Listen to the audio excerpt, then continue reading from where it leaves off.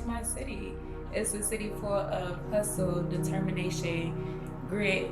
It's beautiful, but we can't forget the history that it holds. It's where my family started a life for us after being down south for so long. One of the most pivotal moments this city had was during the 1967 riots. Detroit was such a beautiful place and iconic, and it had so much historic infrastructure, but it was demolished. It was burned to the ground, and nobody ever really thought to do anything with that space. We have buildings just sitting there, but I think, it's time to take a turn. Oh, you're right.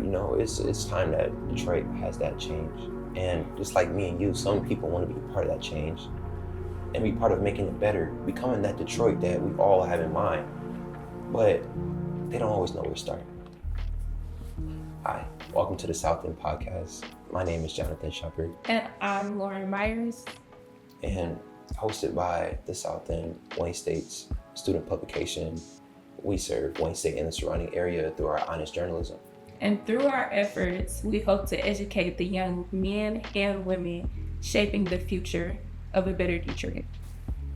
And that right there is the most essential part, the better Detroit. I mean, it makes me stop and think, what exactly is a better Detroit? And how do we get there? For me personally, I think a better Detroit is a Detroit where those car insurance rates are definitely get a little down. I mean, what about you, Lauren? Just like we said in the beginning, you have to be determined to make your city a better city. A city where 30% of the population doesn't live under the poverty line is something that would make Detroit a better Detroit. Where our unemployment rate isn't 6.5% higher than the national average will make it a better Detroit. Where we don't have 20,000 vacant and abandoned houses just sitting there and collecting dust will make Detroit a better Detroit.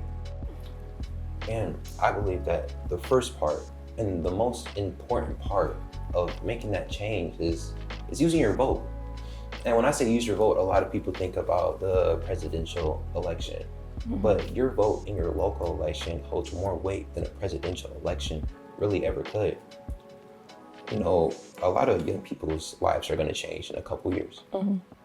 Eventually when you graduate, you're going to be looking at the job market to see what jobs are out there for you. Or when you graduate, you're going to be looking at the house market to see what houses are out there, what houses are in your budget. But if we don't make our changes now, the problems that our parents and our elders deal with are going to be the same problems that we're going to deal with in due time. In Detroit's population, young Detroiters make up about a quarter of the entire population of Detroit. But we don't really show up at the polls. Mm-hmm. In 2021's municipal election, around 80% of Detroiters who could vote didn't vote. That's right. Only 4% of voters under 30 actually voted. Because of this, not only are young Detroiters not participating in making Detroit better, but it's the same voters who are deciding who wins Detroit, who decides on your future. Some might ask again, how exactly does that affect you? Well, it affects every aspect of your life. Voting in these local elections affects your school boards, your city council. It affects your infrastructure, the city budget and taxes, even your transportation. But it doesn't just affect you as a Detroit resident, it affects you as a Wayne State student. Our local elections often determine the allocation of funds to public educations like at Wayne State. Decisions made by our elected officials can often impact our tuition rates, our financial aid availability, and our campus activities. That's right. Elections can shape local transportation policies, affecting the availability and reliability of public transit options for students. Improved transit options for students can make it easier for students to get to class, to get to their jobs, and even commute to campus events. So basically, your local elections aren't just about politics, they're about whether that bus comes on time. They're about whether those roads get fixed. You hear, see, and feel the impact of your vote personally. And your right to vote isn't just your right to vote. It's a privilege, but also your obligation. It's your duty to be part of the democratic process of creating a better life, not just for you, but for somebody's mom, somebody's dad, somebody's child, but for our police officers, our firefighters, our senior citizens, and our disabled individuals. But it's that right there. Even your act becomes your right to vote. No, you bring up a very good point. I mean, you both are African Americans, and I imagine a lot of you guys that are watching this are African American as well. But our right to vote isn't necessarily a right, nor does it have the same protections as a right does. Black people have the act to vote. The Voting Rights Act of 1965 is an act that's not protected by the same rights and regulations of a right. Under certain situations like new legislation or judicial interpretation or executive actions, these acts can be taken away or weakened. And I mean, we have to be real. Would you be surprised if your act to vote got taken away and you didn't even get to use it?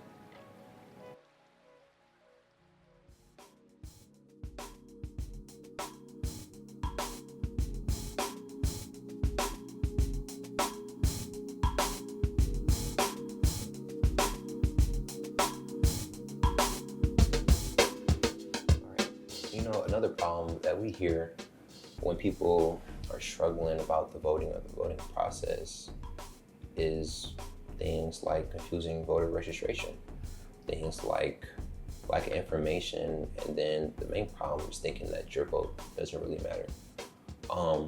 First thing we want to really go through is the confusing voter registration. It's really four simple ways that you can really go about registering and voting. You can register online with michigan.gov/voter. You could register and vote by mail and with the absentee ballot. You can go in person at the Detroit City Clerk's office. But I mean, misconceptions about voting is a common thing. I mean, I had my own. I know when I had lack of information about voting, I thought that my vote didn't really matter, especially in the world of like people way older than me.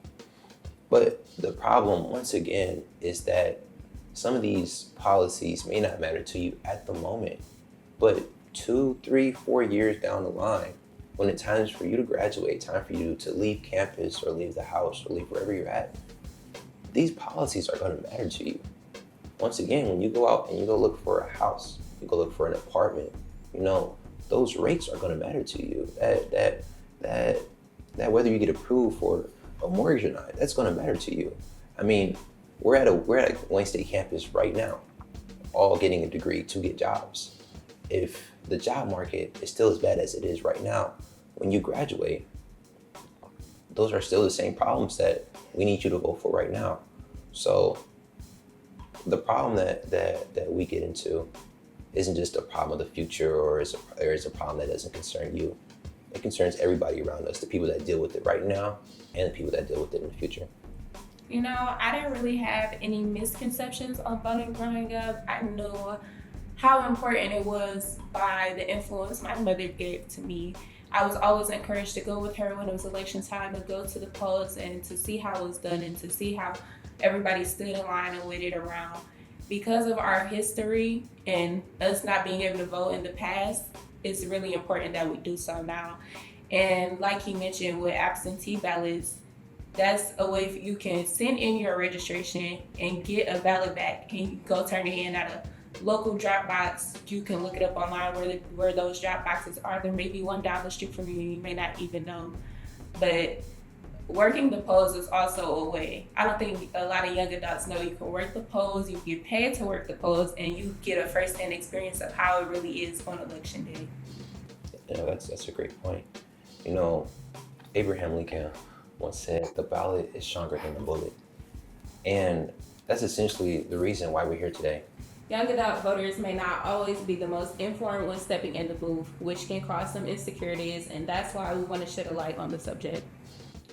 I'll say it once again, everybody wants to be part of the process of changing Detroit, of helping Detroit get to that better Detroit that we all have in mind. And a lot of people really wonder where to start or how to start. It starts now. I mean, it starts right now getting into the voting polls, but even educating yourself about who to vote for and why to vote for them.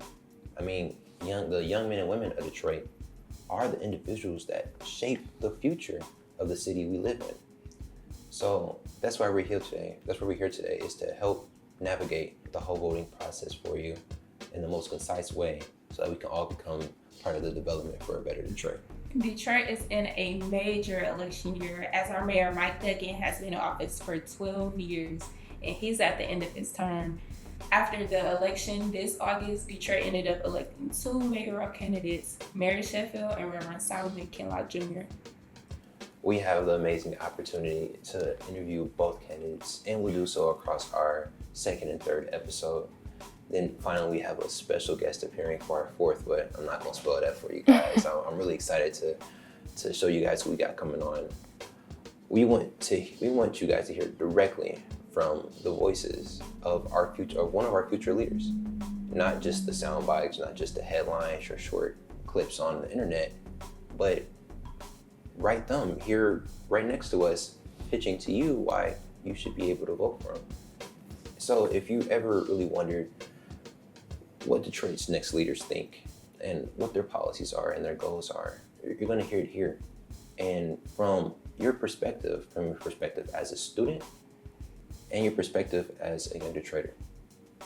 I know me personally, I'm excited to talk to Reverend Kinloch, especially his plans and what he thinks a better Detroit really is. I bet he has a bunch of goals and things and plans. I mean, what about you? What are you excited about? I'm really excited to hear about Mayor Sheffield's transition from being the city council president to being potentially the first Black female mayor of the city of Detroit, and just see what she has in store for our city. Yeah, we're in some real exciting times right now, and real important times that we want you guys to be a part of. So, with that being said, we want you to watch our interviews, watch how they elevate and how these candidate goals and plans align with you. Detroit's mayoral election is on November 4th. Your vote matters. And this season, we're going to show you why and how. Awesome. Well, this is the Southland Podcast. Look forward to seeing you guys later. My name is Jonathan Shepard. And I'm Lauren Myers. And look forward to seeing you guys next week.